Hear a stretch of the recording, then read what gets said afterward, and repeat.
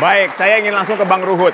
Bang Ruhut, bener nggak sih ada lobby-lobby politik antara Ibu Megawati dengan Pak Prabowo, bahkan sampai menelpon langsung nih informasinya? Waduh. Oh ya, terima kasih. Saya diajarkan Ibu Mega, Ketua Umum kami, Profesor Dr. Hajah Megawati Soekarno Putri, kalau berbicara nggak boleh mencelak-mencelik, harus tegas. Ya.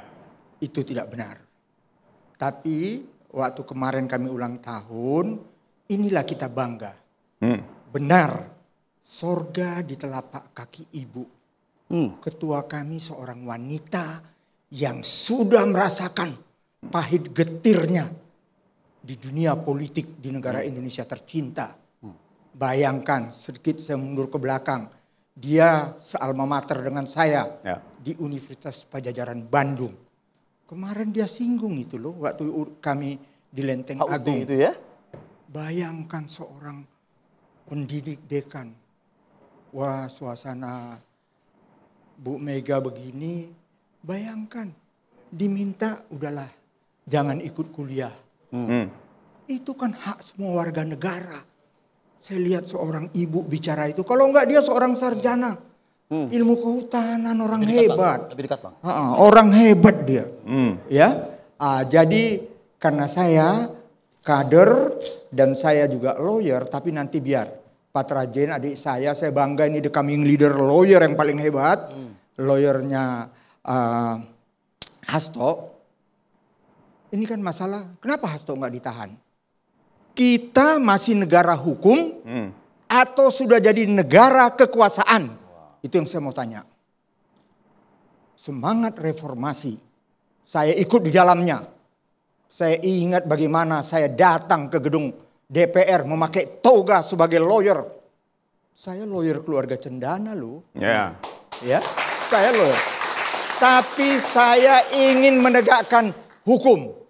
Waktu saya masuk, saya lihat rambut cepak, pakai batu, muka saya dilempar.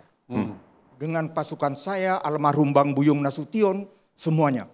Hot, katanya. Saya itu ini Tuhan campur tangan. Saya hanya percaya kepada Tuhan. Saya ngeles, kacamata saya kena pecah, saya diselamatkan.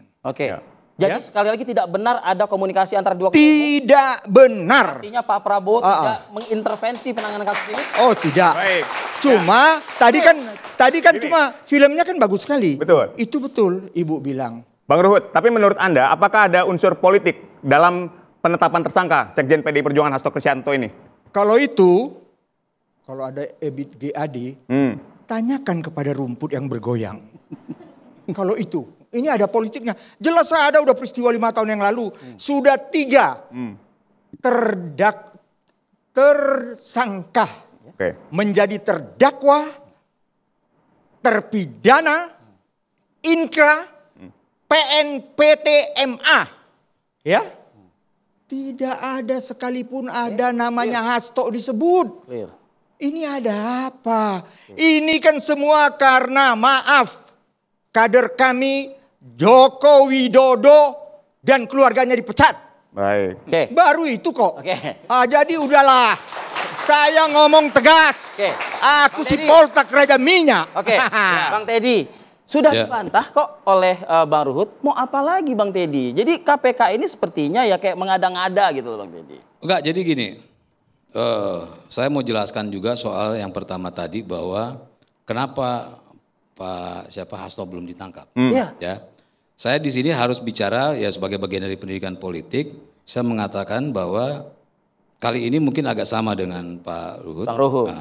Saya mengatakan tersangka itu orang yang baru disangkakan, ya, bukan terpidana, bukan terdakwa, dan masih banyak di negeri ini tersangka yang belum ditahan, ya.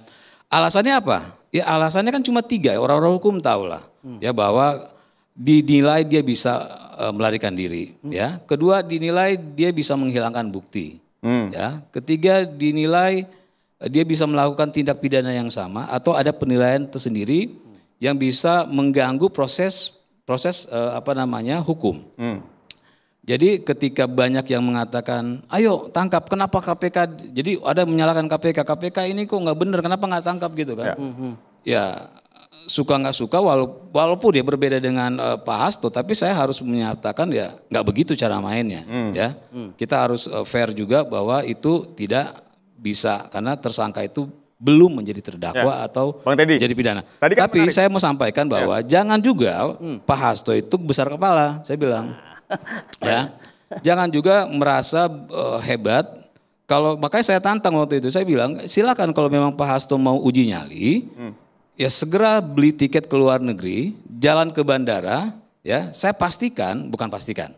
saya yakin bahwa KPK itu akan menahan Pak Hasto karena Pak Hasto kan sudah dicekal. Ya. Salah satu syarat bahwa dia akan ditahan ketika dia mau mencoba untuk melarikan diri. Baik. Jadi sudah saya sampaikan ya jelas bahwa tersangka bisa tidak ditahan, tapi jangan coba-coba juga untuk menguji KPK. Ya, gitu. Ini Bang Teddy. Tadi kan Bang Ruhut mengatakan bahwa ini ada unsur politisnya. Nah, Anda menyatakan ini unsur politis atau murni memang ya hukum? Ya, bedanya saya bukan orang hukum tapi bicara hukum, Bang Ruhut orang hukum tapi sering banyakkan bicara halusinasi dia. Yakin Bang, dibilang halusinasi. Ya gini. Saya jelaskan. Saya Bang Teddy. Iya, memang makanya tadi saya cium tangan dulu karena saya tahu beliau hebat. Tapi pada saat ini kita berhadapan beliau nggak hebat. Ya, karena beliau bermain di halusinasi bukan data. Nggak hebat dibilang berhalusinasi. Tapi tunggu, saya mau jelaskan gini. Yang saya mesti bantah juga tadi yang Pak Ruhut bilang. Kenapa baru setelah berapa tahun baru ditetapkan sebagai tersangka kan? Itu kan pertanyaannya kan? Ya. Baik, boleh. Ini kan bukan hal baru ya. Banyak kok kasus-kasus lain, misalnya kasus Bank Senturi 2009 ya kalau nggak salah sudah selesai, sudah ditahan, sudah ada tersangkanya, sudah ingkar dan segala macam. 2014 ternyata ada tersangka, ada terdakwa baru gitu yang ditahan gitu kan. Belum BLBI ya, belasan tahun tiba-tiba ada yang ditahan lagi. Jadi ini bukan hal yang baru ya dihukum karena proses pencarian data, pembukti itu kan ada waktunya ya.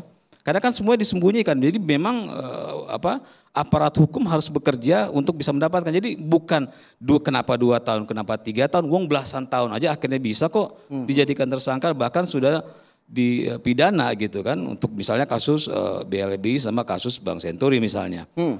Jadi yang disampaikan Bang Ruhut itu ya adalah salah satu cara untuk mencari pembenaran ketika orang lagi tenggelam. Waduh Bang, yakin Bang itu Anda mengatakan hanya mencari pembenaran aja Bang? Jadi hati-hati, ini adik saya ini orang hebat. Ya partai baru. Jadi belum duduk di DPR. Garda Republik Indonesia. Garda. Nah, biasanya kalau orang sudah kalah debat, lari ke situ dia. Biasakan. Iya, orang kalau kalah, kalau tidak bisa mempertahankan keperdebatan, dia begini. Saja. Baru ku bilang kau punya partai belum duduk di DPR, langsung mau. Bukan. Jangan. Kita bicara, saya tadi tidak bicara. Tenang duduk di boncengan. Kau ngomongnya dari tadi udah. Kau yang halusinasi. Ya apa? Coba sampaikan. Ya? Biar nggak dibilang nanti tong kosong nyaring bunyinya. Adigium hukum tegas. Presumption of innocent. Presumption of innocent. Praduga tak bersalah. Kau tadi sudah baik sekali penjelasan biar kau bukan sarjana hukum. Ya itu betul 3 itu. Ya, tidak menghambat pemeriksaan, tidak mengulang lagi perbuatannya, ya. Tiba-tiba kau bilang ketiga mau ditangkap lari. Apa maksud kau?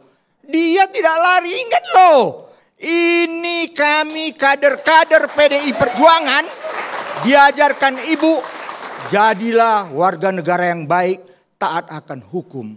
Makanya jadi kalau bicara tahan menahan, Poltak Raja Minyak besar karena pernah dipenjara.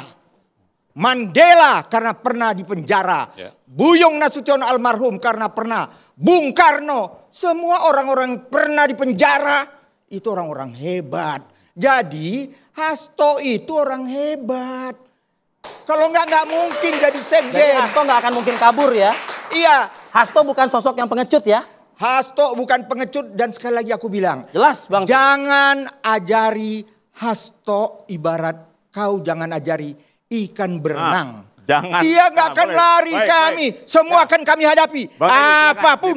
Apalagi seperti apa yang dikatakan Pak Prabowo. Baik. Saya hanya mau ingatkan kejadian ini. Jangan main api. Oke. Nanti terbakar. Oke, silakan Bang Teddy. Enggak, sebentar.